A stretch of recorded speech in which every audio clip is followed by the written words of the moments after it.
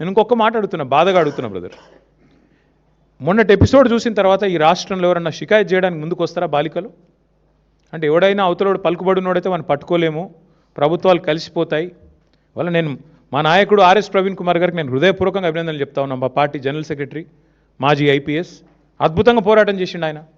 సెక్షన్లతో సహా ఏది ఎప్పుడు ఏంటి ఎట్లా పెట్టాలి మీడియాను ఎప్పటికప్పుడు అప్రమత్తం చేస్తూ ప్రజలకు చెబుతూ మా పార్టీ తరపున ఆ బాలికకు న్యాయం జరగాలని పోరాడింది మా ఆర్ఎస్ ప్రవీణ్ కుమార్ గారు. నేను ఆయనను కూడా పట్టుకొని మాట్లాడతాడు.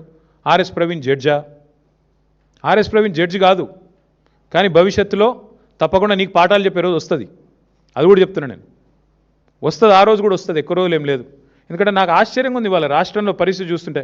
రేవంత్ రెడ్డి గారంట కూర్చొని పోలీసు ఉన్నతాధికారులతో సమావేశం పెట్టి దొంగలను ఎట్లా పట్టుకోవాలో చెప్తున్నాడట. నిన్ను పట్టుకున్నది వాళ్ళేనాయనా, మర్చిపోకు. దొంగలను ఎట్లా పట్టుకోవాలో పోలీసులకు బాగా తెలుసు. నీలాంటి దొంగల దగ్గర నేర్చుకోవాల్సిన అవసరం లేదు. నిన్ను పట్టుకున్నది వల వేసి ఉచ్చుబన్ని అందరూ అక్కడ కూర్చున్న వాళ్ళు నవ్వుకుంటా ఉండింటారు కామెడీగా, వీడు చెప్తున్నాడేంద్రా మాకు అని. దొరికినోడు వీడు కూడా చెప్పేటోడు అయిపోయిందా అని. కాబట్టి ఈ ఎటకారాలు డ్రామాలు ఆపేసి ధాన్యం కొనుగోలు మీద దృష్టి పెట్టు.